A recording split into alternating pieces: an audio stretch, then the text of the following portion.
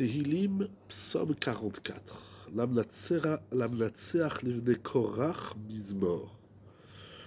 Ce mizmor, ce psaume a été composé par les fils de Korach. Tout le monde connaît l'histoire de Korach dans la Torah, il y a toute une paracha.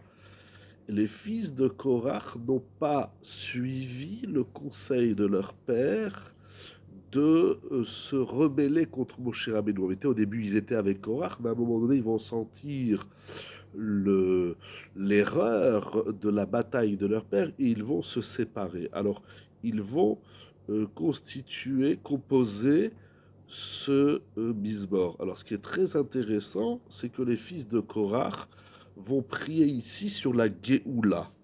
C'est incroyable que ce sont les fils de Korach qui prient sur la Géoula. Il faut trouver le rapport entre ce qu'ils vivent et ce qu'ils disent. C'est-à-dire l'expérience qu'ils vivent de quitter le mauvais conseil de leur père. Apparemment, ça s'appelle une Géoula. C'est incroyable. C'est lorsqu'on est dans une mauvaise démarche, et ici, en l'occurrence, celle de se rebeller contre Moshe et Aaron, et lorsqu'on prend conscience de l'erreur, de la discorde, de la division, de la marloquette, ça s'appelle une Géoula.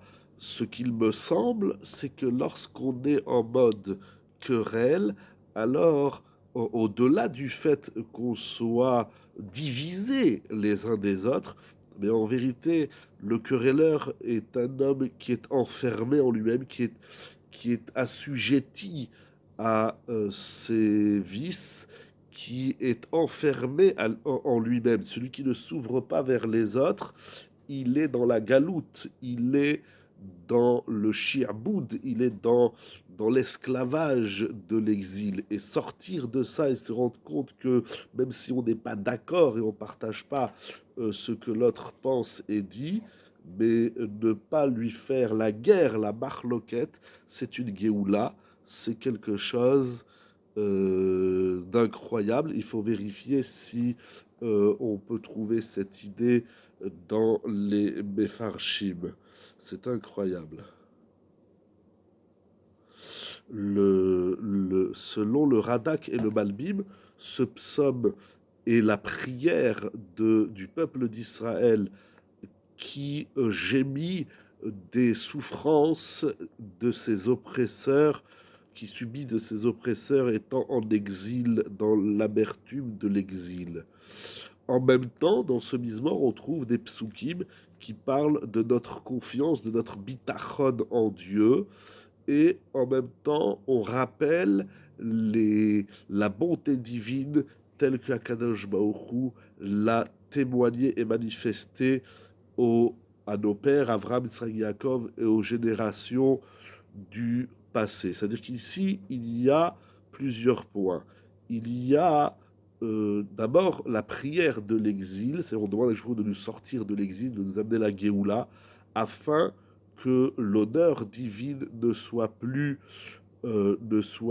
bafoué par les peuples et par tous ceux qui manquent de kavod en Hachem. Il y a une notion dans la Torah qui s'appelle kavod, le kavod de la Torah, le kavod de ceux qui lisent la Torah, le kavod des paroles. La notion du kavod touche tous les niveaux, toutes les couches du peuple, mais il existe le kavod d'Akadosh Baruch Hu, c'est quelque chose d'incroyable. On parle généralement du kiddush Hashem, mais il y a le mismor qu'on dit tous les vendredis soirs,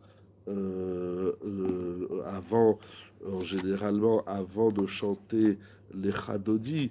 Alors là-bas, c'est un mismor incroyable que nous verrons Bezrat Hashem en son temps par la suite, mais nous prions ce Mismor les David, à vous l'Hachem, c'est le psaume 29, nous l'avons déjà vu, pardon, alors à revoir le 29, à vous l'Hachem, Kavod Vaoz, apporter à Dieu, à Hachem, du respect, de l'honneur. C'est incroyable. Oui, nous, humains, on amène du Kavod à Hachem, c'est incroyable. Donc la prière de l'exil, c'est nous prions pour que le kavod d'Hachem ne soit pas profané dans le monde. Et c'est par cette prière et par cet exercice de kavod Hachem qu'on prie pour la Géoula. De même, on prie pour la Géoula par notre foi et notre confiance, notre Emouna et Bitachon en Hachem, en Dieu.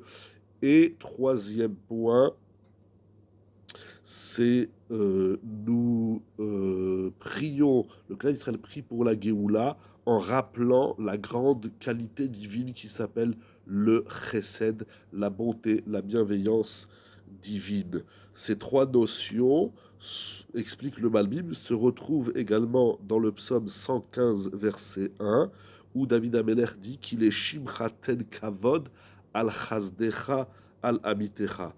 Donc c'est au nom du Kavod d'Hachem, au nom du Chesed d'Hachem et au nom de la vérité qui est ici exprimée par la Emouna et le Bitachon que nous implorons Hachem pour connaître la Géoula et être libérés de l'exil et de son amertume. Selon le Sefer Akadmon, la Ségoula de ce Mizmor, c'est comment dit-il, c'est les Natzel Mina Oivim. Voilà, c'est pour être protégé des ennemis, parce que tout ennemi est une forme d'exil, c'est une pression, une oppression qui empêche l'être d'exister pleinement, de surcroît lorsqu'il s'agit de la Torah et des mitzvot. Donc toute personne qui nous empêche de nous développer, de grandir dans la Torah et dans le Kavod Hashem, c'est une forme d'exil, c'est l'exil, c'est le propre même de l'exil. Le Talmud, d'ailleurs, la Gemara dans Masechet Brachot parle de Shi'amud Malchuyot et du Satan. Ça veut dire ce poids des nations et le Satan qui ont cette mission malheureuse, malheureusement, en tout cas, et de façon malencontreuse, d'empêcher Israël de se développer, de devenir pleinement le peuple d'Hachem et de témoigner du Kavod Hachem. Donc tout ce qui œuvre dans le sens d'empêcher une personne de faire une prière, d'aller étudier la Torah, de faire la mitzvah de l'Azdaka ou toute autre mitzvah soit-elle, c'est l'expression de l'exil. Et la galoute de la Géoula, donc pour avoir la Géoula, il faut adhérer au Kavod Hachem, il faut travailler et faire des exercices qui vont dans le sens du respect de l'honneur d'Hachem.